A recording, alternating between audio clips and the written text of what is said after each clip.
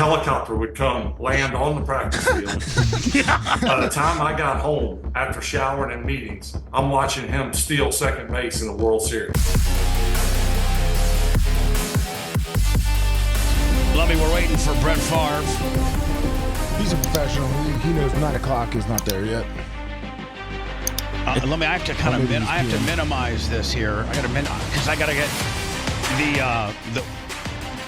the wiki and the information about the movie you sent me is behind. Can you resend it to me? Of course, yeah. Because I can put it on a different screen and refer to it. But this is going to be wild when Brett Favre just sits in the chair and he just appears like he's getting ready to do a concert. Yeah, and you'd be like, hey, guys, what's going on? It's Brett Favre. I was out there weed whacking a little bit and I figured it was about damn near 9 o'clock and I knew I had to talk to some sodbusters from Florida to promote my concussion movie. So how you doing? What's going on? I guarantee you when Favre steps up, he's going to have like sunburn cheeks and nose because he's been out working all day. Or Cheek Charlie 21520. He's been out. You think he's in the yard already? Oh yeah, he's probably already. I think he has a tractor. He gets out there. I think he's got more than one tractor, Lummy. I think Brett Favre's got multiple tractors. A fleet, would you say? I don't know. It'd be interesting to How many tractors does a man need? Lummy, did you resend me that? I'm trying to get to it. I'm sorry. Do you want the trailer or? Oh, here it is, right here. Here, I got it. Oh, the okay. I wasn't sure if you wanted the trailer for the, but yeah. Let me see here. I just need to find out. That's about the movie's about Tyler mostly, isn't it? Let me. From the trailer, it looks like Favre, I believe, was the executive producer of it. So yeah, he's in it a good amount. Him, Jim McMahon, concussed. Talk about Tyler Sash. The American Dream. Yeah. Let me. We had Felix with $50. Thank you. Felix Barajas. That's his herpes, $20. And.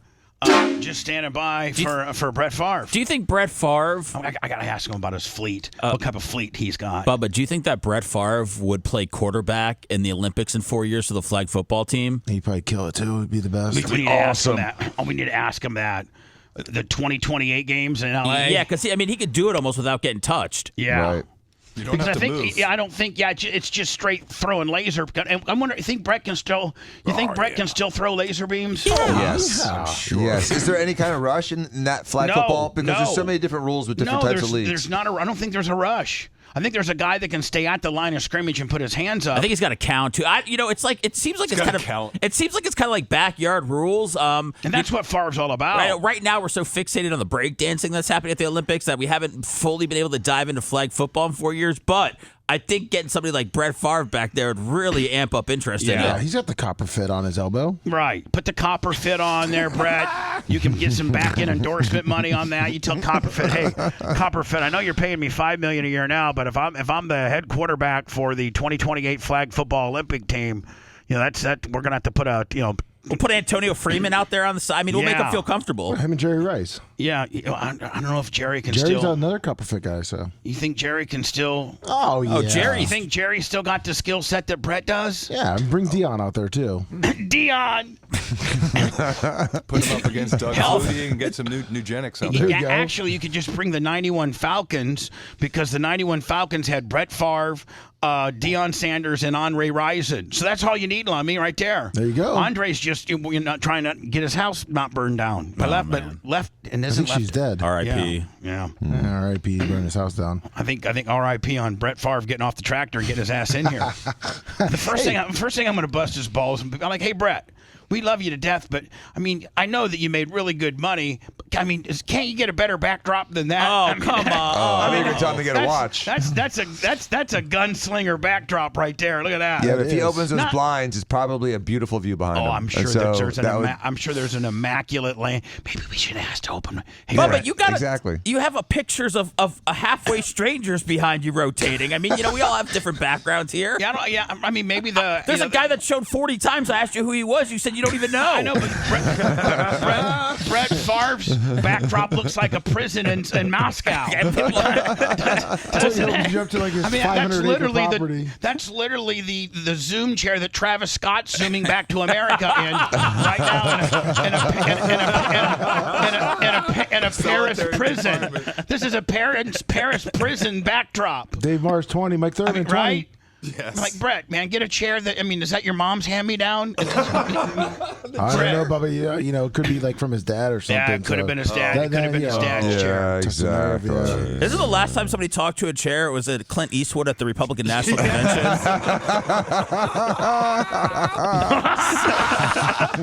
Hey, this is a Brett Favre interview. Now, Brett is... The Brett's chair. Yeah, Just hold on. directed the Brett's chair. But here's the thing. Brett's actually hooked on to us. So Brett has already jumped through the hoop. Oh, he got on early, 8:30. Yeah, so Brett just, he's responsibly, already we're live into Brett Favre's, house somewhere outside of somewhere in Mississippi. We have a live video feed of Brett Favre's chair and backdrop, and Brett Favre is somewhere around here because he signed on, but we just don't know where. Maybe Brett Favre is so concussed. Playing that racing game on the Twitter. No, he may have forgot. You know what I'm saying? He may have turned it on and got busy. You know. I mean, that's what the whole concussed movie is about, too. Right. I mean, really, it's only been 3 minutes, Bubba. Favre could be like, I'm just going to tell you right now that right there is another version of being concussed when you cannot remember time or your interviews. Well, it's better than a bookshelf, though, filled with books you've never read. I mean, this is at least his house. Hey, at least we know we're looking into Brett Favre's office right now. Okay? I mean, that's all I really need. I'm such a Brett Favre fan. Please. Lummy, you freaked out a little bit? No, not at all. The first one I was, but not this one, because he signed on early. Backdrop got better. Hold on. Oh, wait, it says he can't hear us. Right, hold on. This chair is but cool. He can or cannot. It says he can't. The chair is way He's going to come cooler. around. Hold on. I don't know if he's going to be able to hear. Do I have to hit any buttons or anything? See shadows. Oh, this is going to be great. Exciting. He's about to appear. He's putting his shirt on. He was shirtless. He's putting his shirt on. You got to remember, too, he's an hour behind, so it's 8 o'clock there. All right. I can't wait for him to be able to hear us so we can tell him how bad we've been clowning you so bad you wouldn't believe it. Will you open your shades? Yeah, we can hear you. We've been on for like 5 minutes being like, man, this is going to be the first interview where the guy never shows up. And so we're going to actually talk about him really good. We're actually going to go viral because we're going to be the only guys that interviewed Brett Favre's hand-me-down chair. That's it. We had all these great questions for the guy. We were ready to promote his movie and everything, and all we got to do is talk to his chair. Hey, can you open those blinds behind you? That was a big classic. We've been arguing about what we think is behind your blinds. Like, is there beautiful landscaping, or is there cows, or like what's behind your blind? A pool? That's actually the front yard. Were you cutting it? It's He's just sweating. typical landscape stuff. It's a pain in the ass to keep up. And Brett Favre is not the guy that hires a landscaping company. I'm just telling you that right now. True. I'm very tight. What? Well, not tight, but you're the kind of guy. No, I am. I still have my per diem from college. I'm going to mention a name, and he's a very, very good friend of mine. I go visit him a couple of years. I met him in '96, and I've often told you that I'm really good friends with Deion Sanders. Like, we're really good friends. Yeah. And you can't be tighter than Deion. Deion's tight now. Woo! I think I got him beat. And you played with him in 91. My first year in Atlanta, Deion took me under his wing. We had played against each other in college. Right. I threw as many touchdowns to him as I did to our team. Right. He did a couple pick six on you in college, didn't he? But yeah. Yeah, but hold on. One time you beat him like when they were really high rated. You beat them one time, I think, in college. That was the year he had left. They still had a good team. They had Leroy Butler and Edgar Bennett. Right, former Packers. Their quarterbacks were. So 91, you're in Atlanta. Deion comes up to you. What's your first interaction with Deion? My first interaction with Deion was training camp, and he comes up to me after morning practice. I'd gone through the morning practice, and we had mini camps, if you remember when I actually called them mini camps. And I don't think Deion was at every one of them because he may have been off doing baseball or whatever. But so he comes up to me after the morning practice, and he says, Let me back up. One of the mini camps, he named me Country Time. Country Time. He said, I'm prime time. That's showtime, pointed at Andre Rison. And he said, and you Country Time. and that is stuck to this day. In fact, Dion called me Sunday morning, early. And, I see it's Dion. I say, hey, Dion, what's up? And he says, Country Time. He always was like singing this up. Country Time. Wait, hold on. What you doing, Country? He said, I just wanted to call and tell you, I was in a quarterback meeting yesterday with Shador, his son, and 4 or 5 other quarterbacks and a quarterback coach. And he said, we got to telling country stories, and we were laughing. And I just had to tell you that we were talking about you, and it was all good. He has always been overly, I wouldn't say overly nice. Dion, the misconception of Dion over the years is, he's a little flashy. No one can market themselves like Dion. No. Now, I think he's a genius. Right. Oh, yeah. And he can back it up, which is very, very important. But he knew how to pull the strings, and he knew what strings to pull and when to pull. But he comes to me like first practice in training camp. We're in Sewanee, Georgia. It's hotter than hell.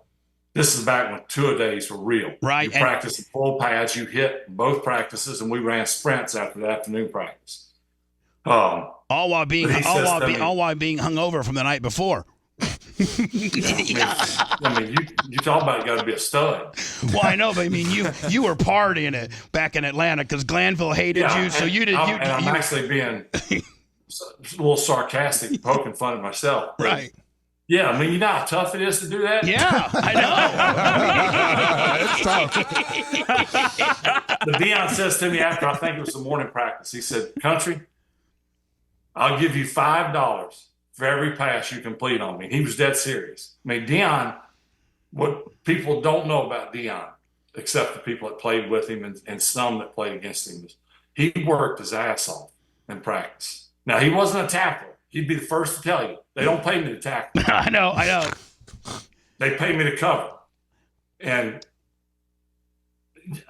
the times that I challenged him, like in college or in the pros, I paid for it.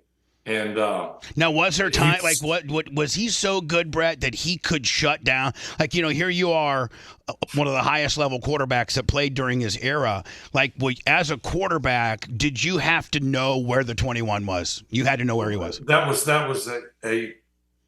one of the first things we did when we played. Of course, Dion played with a lot of teams like I did. So and I played against him pretty much. I think every team he played with, the Niners, the Falcons, even the Ravens. Most people don't remember the Ravens. DC. San Francisco. I played against him in all those years with all those teams. And every time, and I had different head coaches. The first 3 or 4 times I faced him was Mike Holmgren. But Mike was the first to say it. He's like, we're not going after 21. I mean, there's some coaches that historically are one, I don't give a dang who he is. We're going after him. I got Brett Favre. I don't care who the hell's on the corner. I got Brett Favre. Reggie White ain't going to beat us. Right. I don't care what they say. Reggie White ain't going to beat us. Oh. You're going to block him. You're going to block him by yourself. And then who ends up beating you? Reggie White or Deion Sanders. So Deion had that mystique about him, and it was legit. So one of the things he did so well was I think at a combine he ran a 4.19, something like that. Oh my God! That's speed that you and I maybe can get in a car. One of those. What he would do is he would bait you. So you'd look over there and your guy's got 5 yards on Dion. Right. And you pull the trigger. He's wide open. Yeah. And then when the ball is on its way down, he just a different gear. And I would ask him about it. Even after we played, I'm like, were you seriously baiting? He's like, Country, I ain't no fool. Yeah, I was baiting. Yeah, I was baiting. Yeah. So, and going back to I'll pay you $5 for every completion you get on me. At the end of the year, I owed him money. Because he picked you I up. couldn't, and trust me, I was trying to drill it in. I said, man, I can make some money here. I owed him money when it was all said and done. I'm always working for some beer money now here in Atlanta, right? Well, that's what I was working for, but Right. I ended up losing. How? He was a. And that was actually the year, and I know you remember this. This was a wonderful year of sports. I mean, we're going way back, but the latter part of the season, and we had a good year that year. Nothing that I did. I sat on the bench and watched us go to the playoffs. But like early October, maybe even late September, Dion would finish football practice. And this is back when it was in Sewanee. I think they'd moved up a little further, but Sewanee was about, with traffic, an hour down to downtown. Right. A helicopter would come land on the practice field. By the time I got home after showering and meetings, I'm watching him steal second base in the World Series. I mean, is that not unbelievable? This ain't real. No, are you kidding me?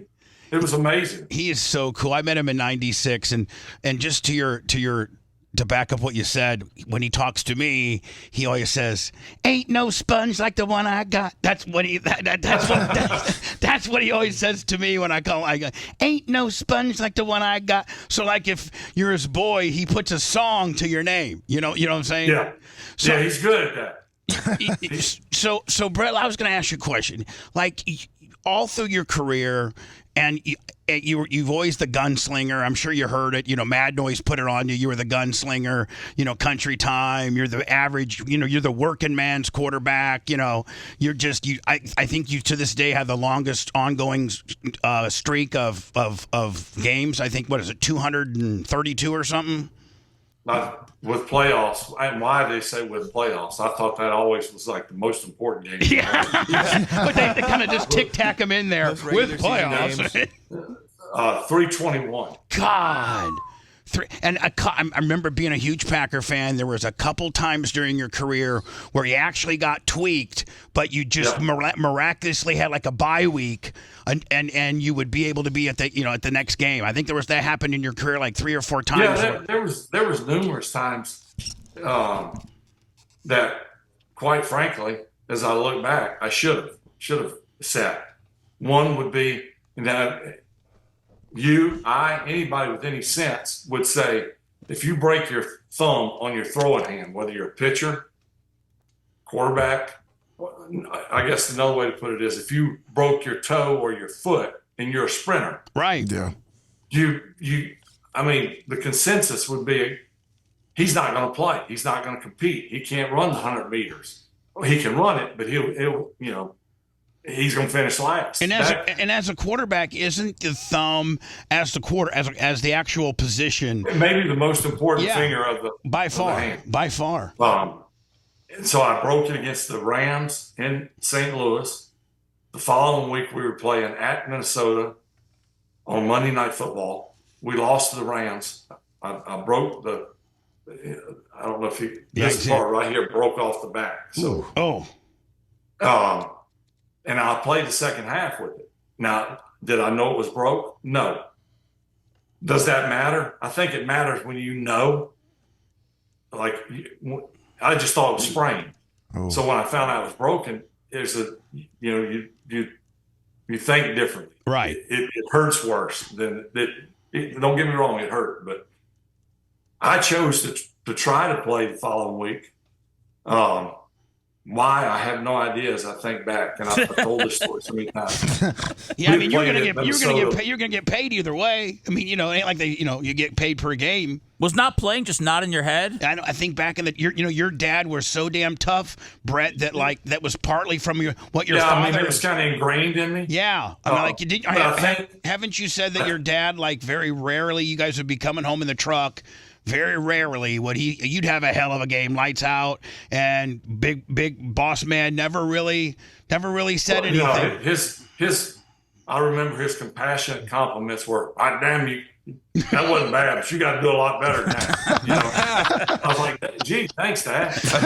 But I think you told a story one time, and it's the most precious story of all about your father. And it's like my dad. We drove home every night. It was never good enough. I could have done better. But one time I was listening. We had a big game coming up against one of our rival, and the assistant coach. Your dad was your coach, and your assistant coaches were in your dad's office, and you were you was kind of hanging out, and you weren't in the office, but you could hear, and they were all like, man, this team, we got to do this, we got to do that, and your dad said, don't you worry, Brett's got it. My son will get it done. Yeah. And that was like, you said like that just was like the most unbelievable thing, because you never would hear that from him, but behind your back, he knew his son was a stud. Yeah.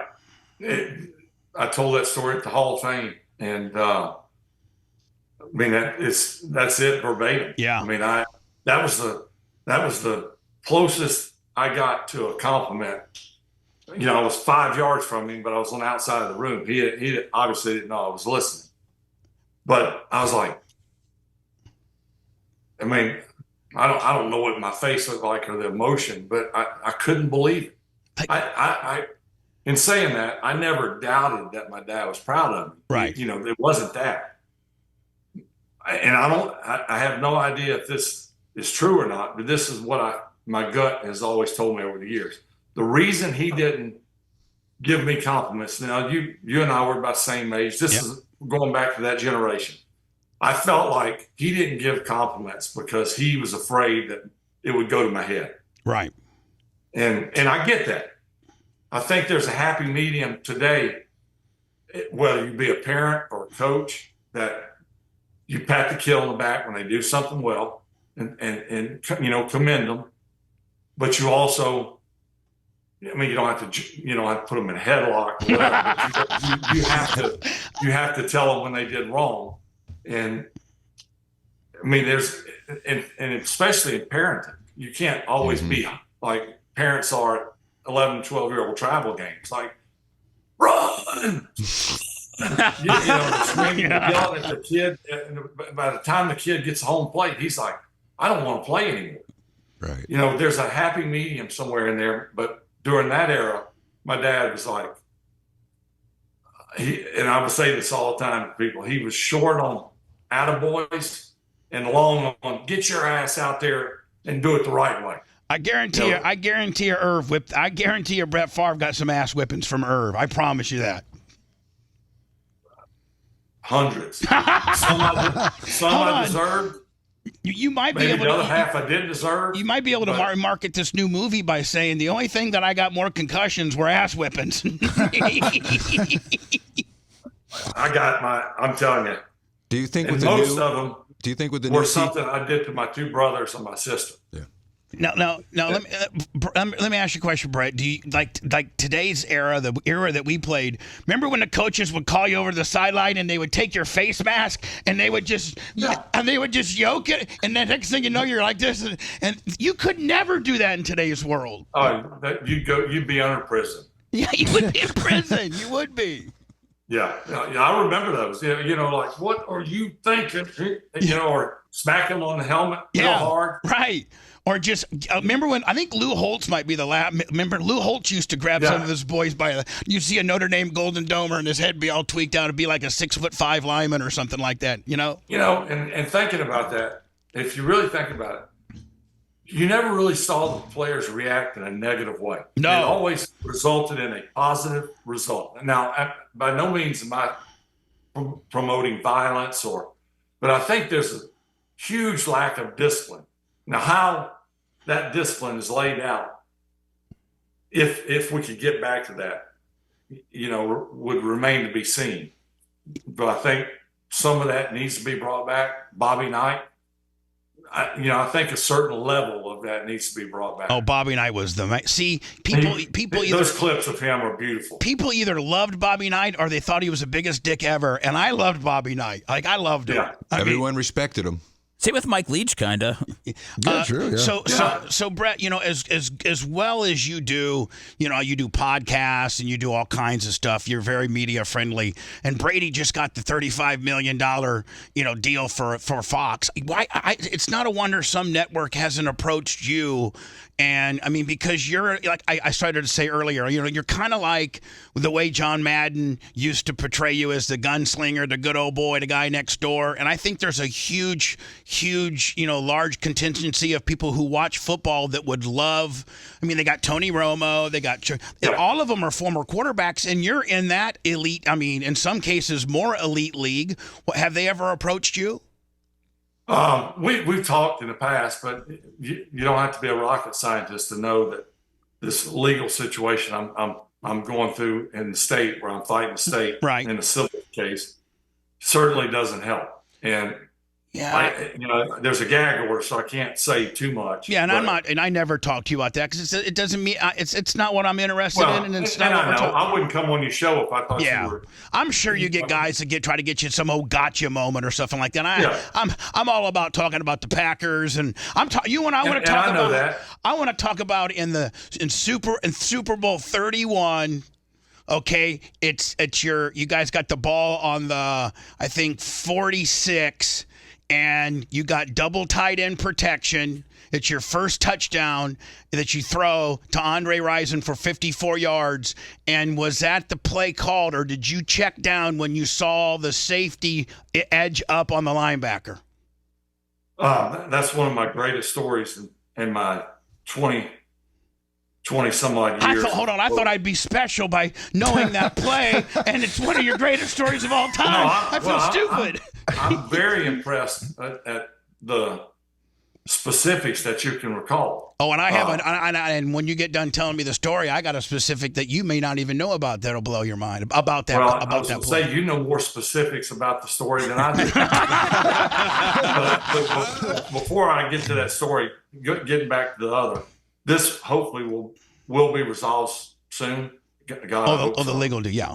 Yeah, and the truth can finally be revealed. I probably have said too much. This gag order. No, you didn't say anything. We're not talking about nothing here. But just know that I can't wait for that day to happen because, Brett, I'm involved in a controversy, the Hogan sex tape. If you know, and if you Google me, there's this Hogan sex tape. Well, my side of this story is coming out in a documentary in about 60 days. And it talks about the people that stole it and brokered it and how I lost my job over it. And the guy that got my job is the one that brokered it. I mean, there's a whole big... there's Washington, D.C., Donald Trump implications. Like, it's just mind-blowing. And so I feel much like your situation where maybe some of the troop, a lot of people think I'm a bad guy. I did my best friend dirty, and that's not how it all went down. So that's my kind of Brett Favre moment, and that you can't wait for this to be resolved and people see what the media has not reported. Because it's convenient what isn't it amazing? It's convenient what they report, because they know they can get clicks on you. They automatically put the most damning headline that's probably not even true, but they put your name in there, and now every time. Seems like every day. It should be you should send them a bill because they got $300,000 on your clicks. Like it's so wrong. And it wears on you. You can see it wears on you financially, emotionally.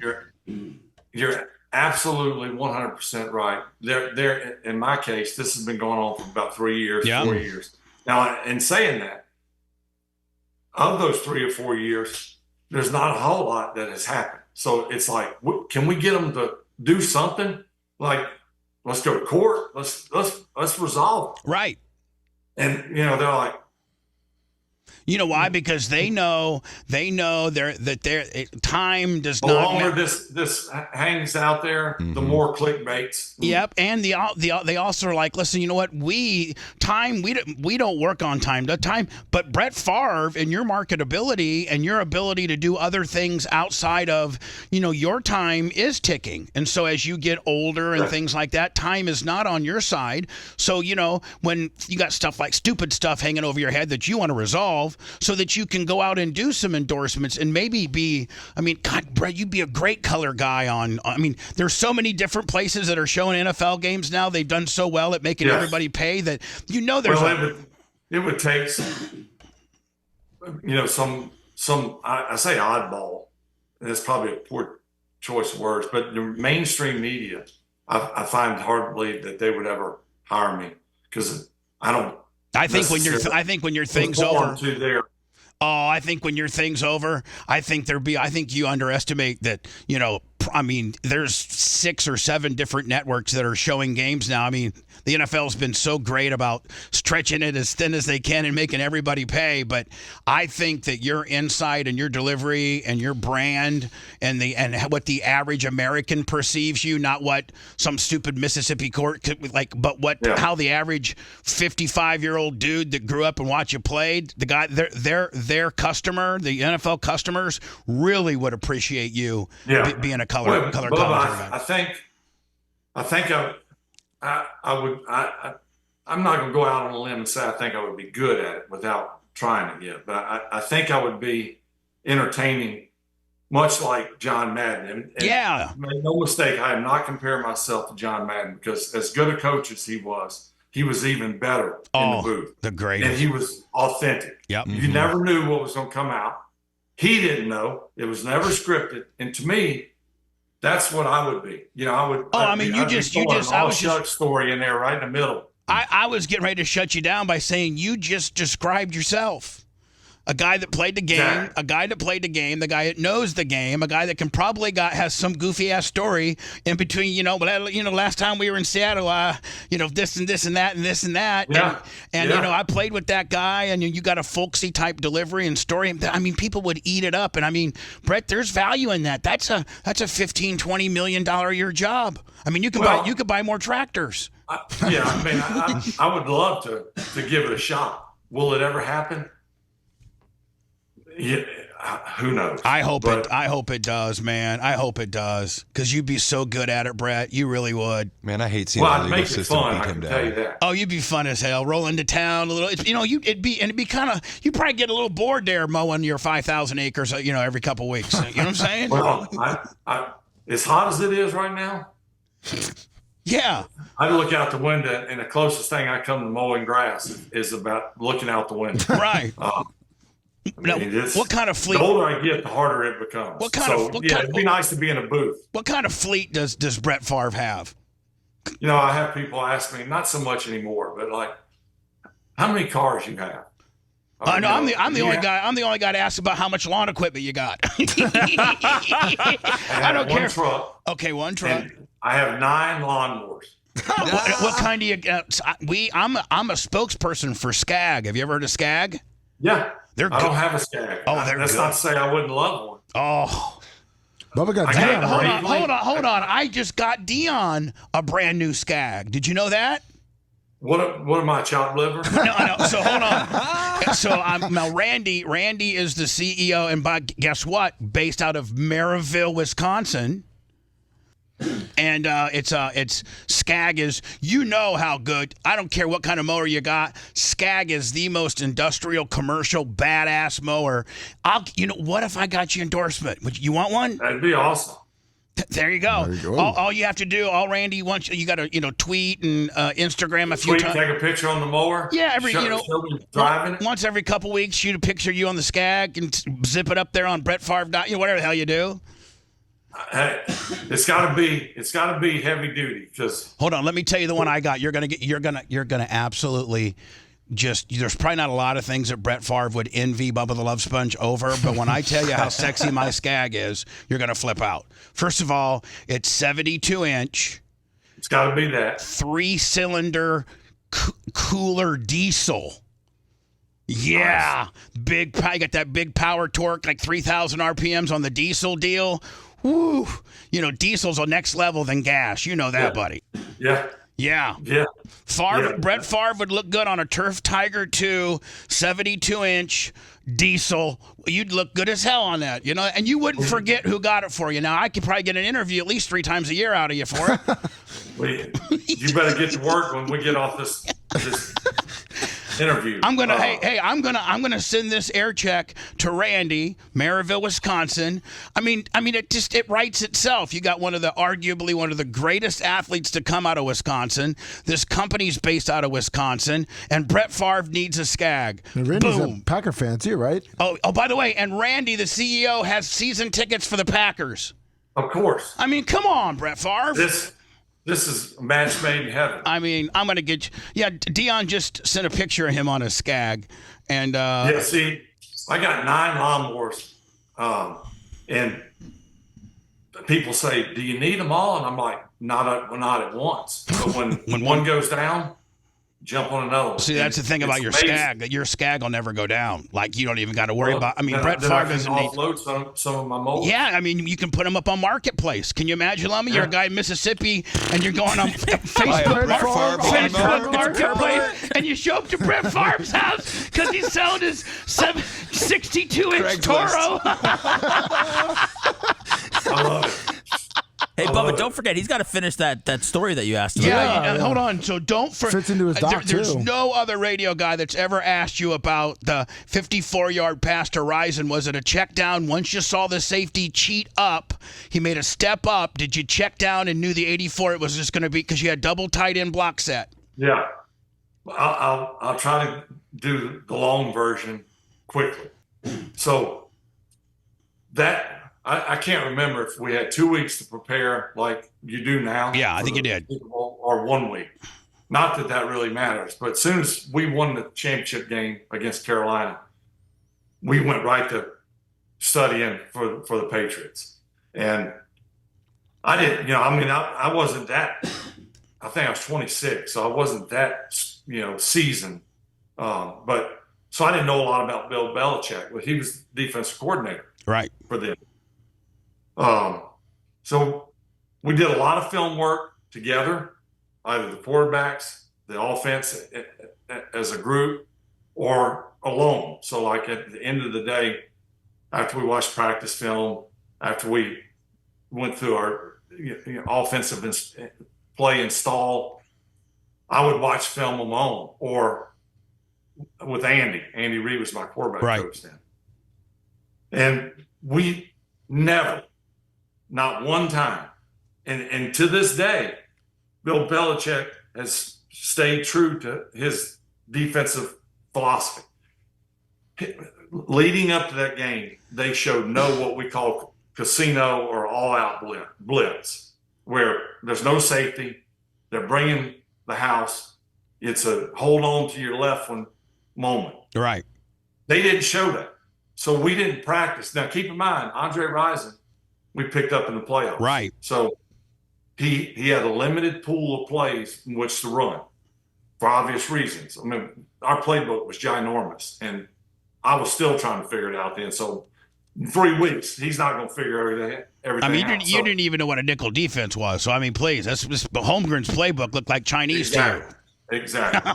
But we're doing our prep work, and I'm watching all this film, and they are very vanilla. They're one of the few. He's one of the few coaches or teams that you don't get wound tight studying. That doesn't mean you can beat them easy, but there's not a lot of check with me's. They're trying to confuse you. Guys walking around. His philosophy was, we know what to do, and we'll do it the best that we possibly can. If they beat us, they beat us. So in studying for them, that was kind of the gist of it. It's like, okay, we just got to throw the ball better on time, but we don't have to make checks. We don't have to do all this stuff. It's not that. So we did all this studying. So we go into the game. I think it was the first or second play. Second, it was second and 9. So second play of the game. So we're in what I would say an oddball formation. It was a personnel group that wasn't our most popular, but we played with 2 tight ends, Keith Jackson, Mark Chimera. We played with them pretty frequent, but our base and most favorite personnel group would be 2 backs, a tight end, 2 receivers, kind of the Joe Montana, Jerry Rice, John Taylor, Raffman, Roger Craig, Brent Jones. So we're in a personnel group that was not that odd, but the fact that we were in slot formation, like solo right, so that was two tight ends. Yep. One on the right, one on the left. And two wide receivers to the left. So we call, I'll never forget, we call solo right slot. So when we call formations, the slot always went away from the strength. Right. So right formation, slots to the left. Well, both guys are off the ball because we got two tight ends on the line. Well, and by the way, Chewy made one hell of a block on that play because that guy was coming, and Chewy made one hell of a block. Then when Bennett went up the gut, he stuffed a guy too, like where he wasn't even an option for you. Right. So the play was actually called solo right slot, A right. So A would come out of the backfield. So that was Edgar Bennett. Edgar's going to come in motion, and I'm going to snap him right off the tight end's axe. He's going to go to the flat. The tight end, we call it Y stick. So the Y's going to go up 5 to 6, somewhere in that, and just stick out. If it's man coverage, he's going to break out to the boundary. And that play was okay versus blitz. In fact, it's pretty good because you got a quick throw to Edgar in the flat. But I walk up to the line and I'm looking, and I'm like, and I'm literally thinking this. As I'm walking up the line, I'm looking, I'm like, this looks like casino blitz. And, 40-second clock, I'm staring right at it. It's 35, 34. And I'm like, if I didn't know any better, I think this is all out blitz. And I'm like, nah, we've never seen it. Right. So, my nads are starting to get up close to my neck. Right, because that, man, you can't, if you check down and I'm running out of time. Right. I got to make a decision. You got Mike Holmgren who will kill you if you mess it up. The whole world is watching. Right. If I make the wrong decision, Holmgren's going to kill me. Yeah. By the way, you still got braces on too. Still put loose and fancy free. Still have my braces on so I can smile good for that TD picture. so finally, after contemplating for 5 or 10 seconds, what seemed like an eternity, I just got to make the check. I got to do it. Now, from that point to the day I became starter at Green Bay, I probably say I had 50 audibles in 4 or 5 years. That's it. 48 of them were the wrong audible. 2 of them were the right audible, but I threw it to the wrong person. Right. So that's my success. So I got to check to an all-out blitz play. Well, we had not practiced an all-out blitz play at all. Maybe early in the year, and we only practiced it out of two backs, our regular personnel, 2 backs, a tight end, 2 receivers, and the receivers, the typical West Coast offense. So the Z receiver, the Jerry Rice, will be off the ball to the tight end side. The X receiver is on the ball to opposite the tight end and the flanker. So I checked to 78 razor. How would you say that? Would you go 78 razor, 78 razor? Said, check.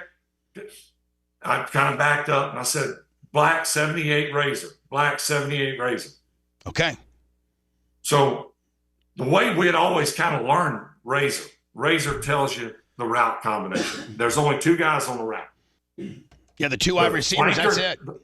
The flanker and the X. Yeah. So the way I'd always learned it, and the way Mike had always kind of taught it, was the flanker is the off-the-ball guy. He's running the post.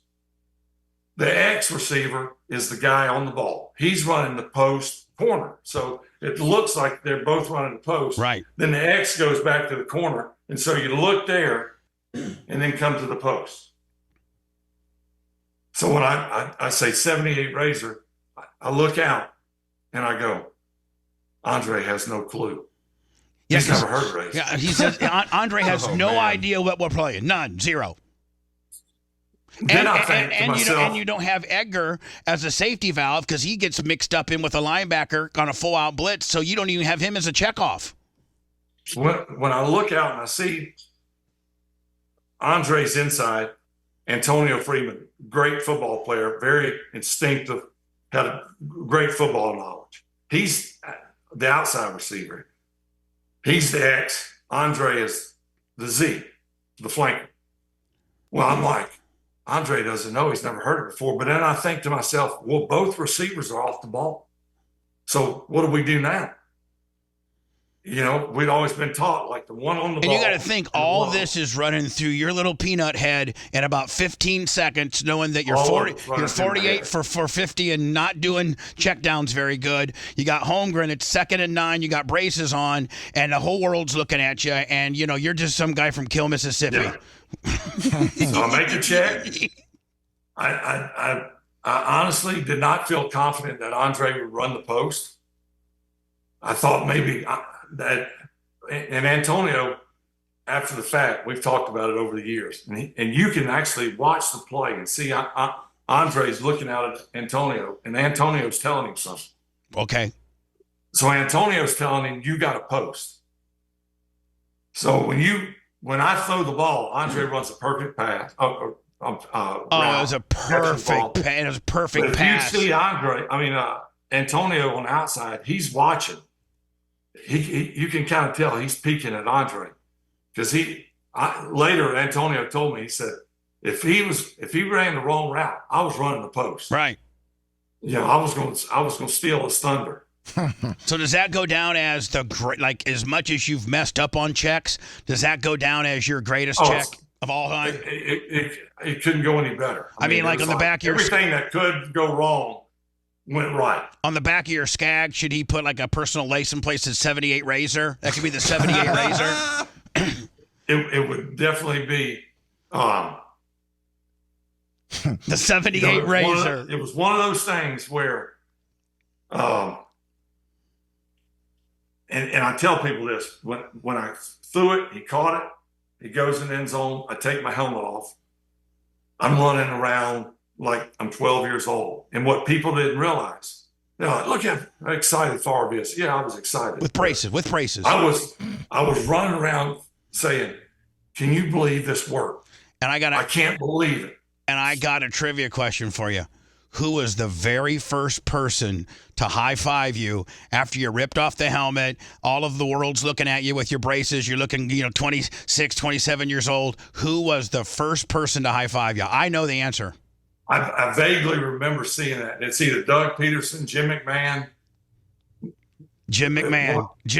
and then Peterson.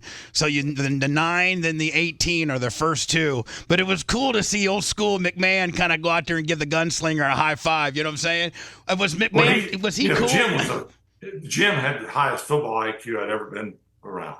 So he's probably thinking when I'm checking, I can't believe the old country boy's got a good check. And he's got to be thinking also, this shit ain't gonna work. Right. Now, hold on. Last question. Does Holmgren hear the 78 Razor too? Yeah.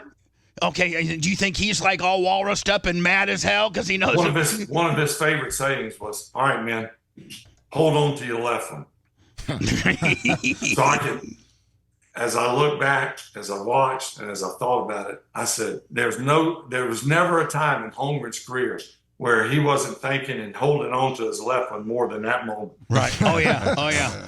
Hey, listen, I know you got a medical appointment that you got to get to, and we got to cut it short, but we're gonna continue to promote. You're the executive producer of the new. This gets released behind a paywall on, I think it's the 27th. On the 27th.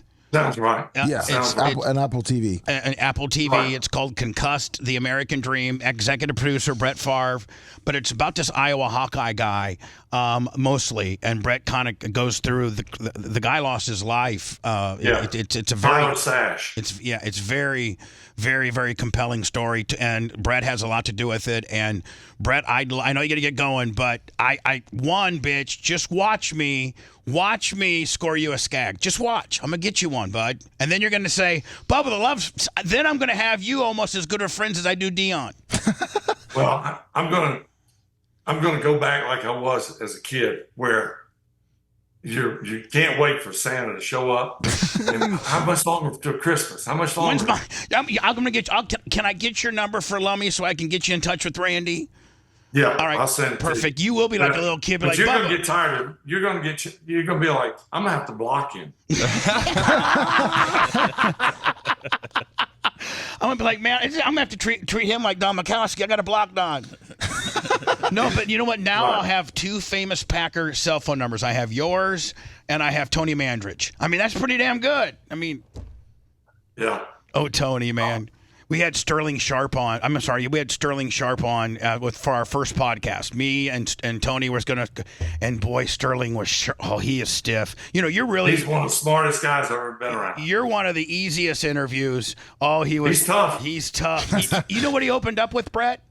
I'm like, hey, Sterling, Bubba, Tony, we just want to talk about some old Packer stuff. You know, he goes, if it's not about golf, I don't want to talk about it. I don't have any interest in talking about anything to deal with football at all. And I'm like, oh my God, where do you go from there? He's kind of tough, but I've said this a lot of times. He deserves to be in the Hall of Fame. But I mean, that is him and Mike Holmgren. Mike Holmgren, without a doubt. Yeah. Now, I don't doubt either one of them deserve it. Sterling, had he not ended his career with a neck, which is he couldn't control that. No telling what he would have done. And I can even say this, man. Sterling at times pulled you out. I mean, made Brett Favre look pretty damn good. I mean, well, I was getting ready to tell you. I can't tell you how many times I threw it in double, triple, and quadruple coverage. and the end result would be they fall down, Sterling catches it, and he keeps running. And I was like, I kind of like this. Yeah, you got a little cocky about the deal. So when you get a lower skill set guy that can't do it, then it's horrible. Yeah. Anyway, listen. I know you got to get going. Let's do something. If you got any time before the release, maybe we could do one. You know, because we have so much fun. And I just got you a $31,000 mower, bitch. I mean, Jesus, come on. I mean, how many radio guys? I haven't gotten it yet. Oh, okay. All right. I have to see it to believe it. Okay. I'm gonna get you a number.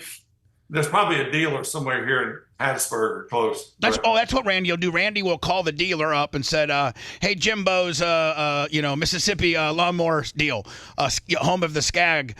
Listen, we need a 72-inch diesel, full-blown, the best we got, Skag sent over to. You guys know a guy named? He lives in your town. His name's Brett Favre." He rolls around like he's all that with his '86 pickup, and he needs a new mower. So he's waiting for you. So tell it's going to happen. I'll send you my number right after this. All right, bud. Hey, let's promote the thing again if we can. I got some other good questions. Like one of my good questions was going to be, why in the hell did they screw you so bad in the 09 MVP deal? Like you had the same statistics as Peyton Manning, the same statistics, except he threw for 250 more yards. You had 107 quarterback rating. He had a 99. You were 68%. He was 68. He was 33. I was with the third team in 3 years. Yeah, you'd already been through the Jets disaster. Green Bay treated you like crap. He threw 33 touchdowns and 16 picks. You went 33-7. He went 14-2. You went 12-4, and you finished in fourth place. Come on, man. I think there was some haters out there.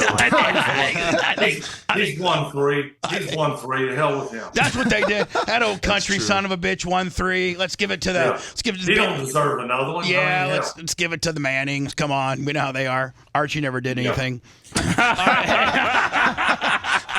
Hey, talk to you soon, buddy, and I'll get your number, and I'll get. You know what? I bet you I have that Skag to you by the end of August, buddy. All right. You got and I don't want anything, bud. You can, and you know what? If you want to check my recommendations, just next time you talk to Dion, just say, Dion, I think I'm going to ask about you, one of your friends, Bubba, and he'll just be like, ain't no sponge like the one I got, you know. Hey, Brett, good luck at the doctor's today, and let's arrange something next week or so. Okay, bud? Yeah, always good talking with you. Thank you, buddy. Bye-bye. Man, I love me some Brett Favre, man. Yeah. He is the man. He is the man. He's the man. I didn't know that play. I watched it. I was preparing, when I got a guest that I really, really like, I really do my prep. I really do. Oh, I knew that there's nothing that and when when you do your prep, it'd be like you, Seth, interviewing a bear. Like if you interviewed Jim McMahon or just one of the great bears, aren't you so much more into it when it's your favorite team? I mean, I would have been into it. If I interviewed Brett Favre on my own, I would have been into it. Like, just anybody that's kind of a larger-than-life figure coming from maybe your childhood era. Well, my Brett Favre is your Steven Stamkos. Meaning when you interviewed him, just how prepared and you just tried I wanted to be friends with him. I wanted him to like me. Well, Bubba is friends with Brett Favre. I just got his cell number. You didn't have a skag. He just told you you're going to block him for how many times he texts you. Man, I love being a skag endorser, and I love what you don't realize is Randy, the CEO, has made me a skag ambassador. But does he know that you're giving them away? Yes, that's what I'm supposed to do. Yeah, Dion's one in like a week. That's what I'm supposed to do is find, through my network, if I know somebody that could help the skag brand, I get a hold of Randy. He says yes or no. But I mean, he's going to love this one. How's he going to turn down Brett Favre? Yeah. Randy loves this. Guaranteed. Exactly. Let me have Cantrell cut that up for me, okay? Of course. All right.